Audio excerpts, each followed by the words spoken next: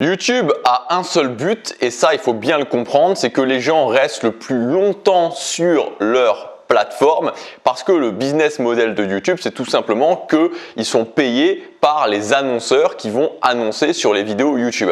Donc que les gens restent plus longtemps sur la plateforme et donc par voie de conséquence, évidemment que les gens regardent le plus longtemps possible les vidéos. S'il y a un facteur qui compte absolument sur YouTube, c'est bien ça. C'est-à-dire que si dans tes vidéos, même sans rien faire d'autre, tu avais un taux de rétention, c'est-à-dire le pourcentage que les gens regardent ta vidéo de 90-95%, en l'espace d'une semaine, 2 semaines, tes vidéos commenceraient à devenir virales. YouTube montrerait tes vidéos à absolument tout le monde parce que c'est ce qui compte avant tout pour YouTube. D'ailleurs, tu peux regarder le taux de rétention de tes vidéos, c'est un très bon indicateur de savoir si ta chaîne va bien et donc va commencer à grandir ou si au contraire ta chaîne ne va pas très bien. Quand on continue le raisonnement, si tu veux que les gens regardent tes vidéos jusqu'au bout, qu'est-ce qu'il faut faire? Il faut qu'ils commencent à regarder tes vidéos. Et souvent, c'est ça le plus dur, c'est-à-dire qu'on parle souvent du taux de rétention, il faut que les gens regardent un maximum les vidéos, un maximum les vidéos, un maximum les vidéos, un maximum les vidéos pendant longtemps, donc le maximum de taux de rétention. Et c'est vrai, mais le problème, c'est que quand on démarre, c'est souvent pas le problème principal.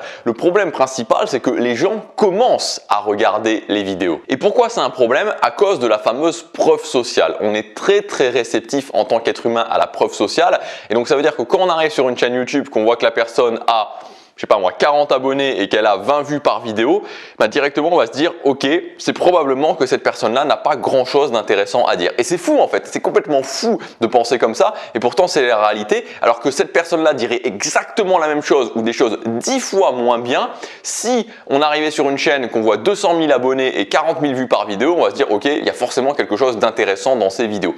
C'est exactement la même chose que si tu vois quelqu'un qui est entouré par 2 ou 3 ou 4 millionnaires, tu vas te dire ok, cette personne-là, forcément quelqu'un qui s'y connaît en finance. C'est exactement la même chose que si tu vois un mec dans un bar qui a un physique normal et qui est entouré par 2 ou 3 mannequins, tu vas dire ok, ce mec-là, il y a forcément quelque chose, c'est sûrement un séducteur. Alors ce que je voudrais vous donner dans cette vidéo, c'est comment vous allez pouvoir aller au-delà de cette preuve sociale, comment vous allez pouvoir faire en sorte que les gens commencent à regarder leurs vidéos et comment vous allez pouvoir faire ça, c'est justement en ayant ce que j'appelle un kit d'attraction. C'est que quand les gens arrivent sur cette chaîne, ils se disent ok, je vais donner à cette personne une chance. Moi, j'aime bien cette phrase qui est donner à votre audience une chance de vous donner une chance. Le premier point, quand les gens vont arriver, c'est ta bannière sur YouTube. Donc, il faut que tu fasses attention à que tu aies une belle bannière parce que si ta bannière, elle fait ultra amateur du genre un fond de couleur unie avec une police, voilà, que tu as juste mis comme ça sous Photoshop ou sous un autre logiciel, c'est pas bon du tout. Donc, il faut vraiment que tu fasses attention à ce que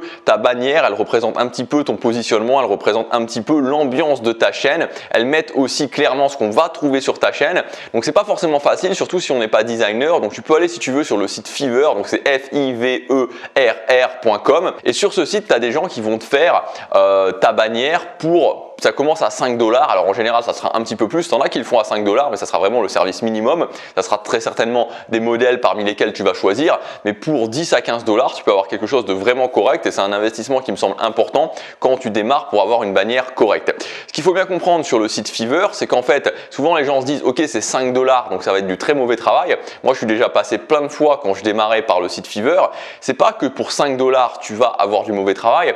Ce qu'il faut bien comprendre, c'est que tu payes 5, 10 ou 15 $, qui est le prix globalement moyen qu'on va payer sur Fiverr, c'est qu'en fait, c'est pas du mauvais travail, c'est plus du travail à la chaîne qu'ils font. Donc, c'est-à-dire que tu n'as pas du tout le processus de la recherche artistique. Quand tu vas payer une bannière YouTube 200 € par exemple ou 200 $, c'est pas en soi qu'il y a quelqu'un qui a des meilleures compétences qu'une autre personne. C'est juste que la personne que tu vas payer 200 $, t'attends une recherche artistique, t'attends qu'elle fasse quelque chose, t'attends de lui donner globalement ce que tu voudrais et que ça soit la personne qui matérialise ça sous forme de bannière. Sous Fiverr, c'est l'inverse. C'est-à-dire que c'est toi qui vas devoir dire exactement qu'est-ce que tu veux. Donc tu vas devoir tout fournir, tu vas devoir dire aux gens la couleur que tu veux, le texte que tu veux, les photos que tu veux, tout ce genre de choses. Donc tu n'auras aucun travail artistique sur ta bannière, mais tu auras quelque chose de propre. Et surtout, et c'est ce qui t'intéresse dans ce cas-là, de pas très cher. Le deuxième point, c'est les miniatures. Donc les miniatures, il faut faire attention à tes miniatures parce qu'après la bannière, c'est ce que les gens vont regarder. Donc ce qui peut être assez facile de faire pour les miniatures, et moi c'est ce que je conseille tout simplement, c'est de faire des sessions photos de miniatures. Tu peux aller dehors, tu fais des sessions photos à différents endroits, tu prends un week-end,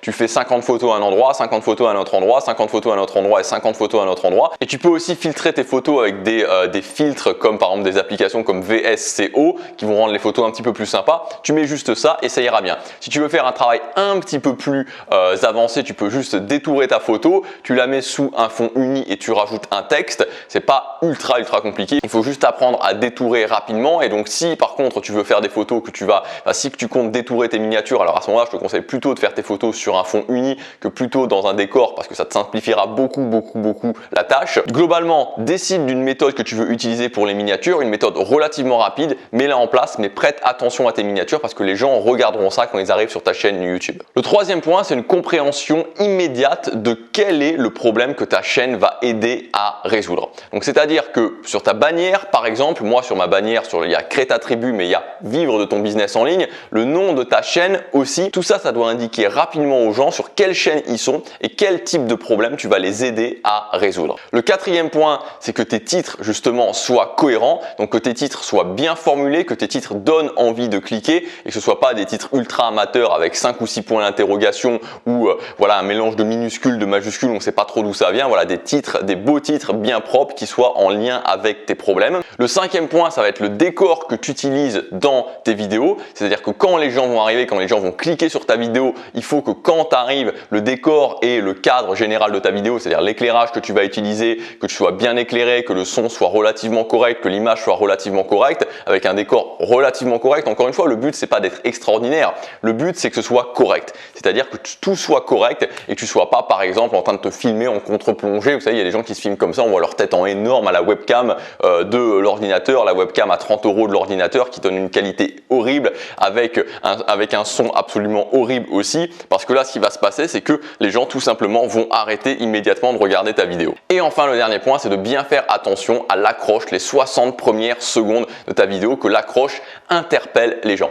Si tu fais ça, si tu respectes ces points-là, si tu respectes ce kit d'attraction, c'est-à-dire ta bannière, les miniatures, compréhension immédiate de la chaîne, les titres, ton décor, ton éclairage, que ce soit correct et les 60 premières secondes de chacune de tes vidéos, même si tu as peu de preuves sociales, les gens vont te donner une chance et vont commencer à regarder tes vidéos. Et ensuite, ça sera la deuxième partie qui est le fait de faire du bon contenu. J'espère que cette vidéo t'aura aidé. Si tu veux en savoir plus, notamment sur le contenu, avoir des plans de contenu, savoir exactement quoi dire dans ton contenu, tu peux t'inscrire, c'est gratuit, à ma mailing list, la lettre privée Tribu. C'est le premier lien dans la description. Tu cliques et tu rentres ton adresse email et tu vas recevoir un mail tous les jours où je te donne plein d'infos ou que je considère comme de haute valeur pour pouvoir vivre de ton business en ligne avec une petite audience, pour pouvoir avoir des résultats rapides et pour pouvoir utiliser surtout et mettre en place surtout un business model ultra minimaliste. Je te dis à tout de suite dans le mail du jour. À tout de suite.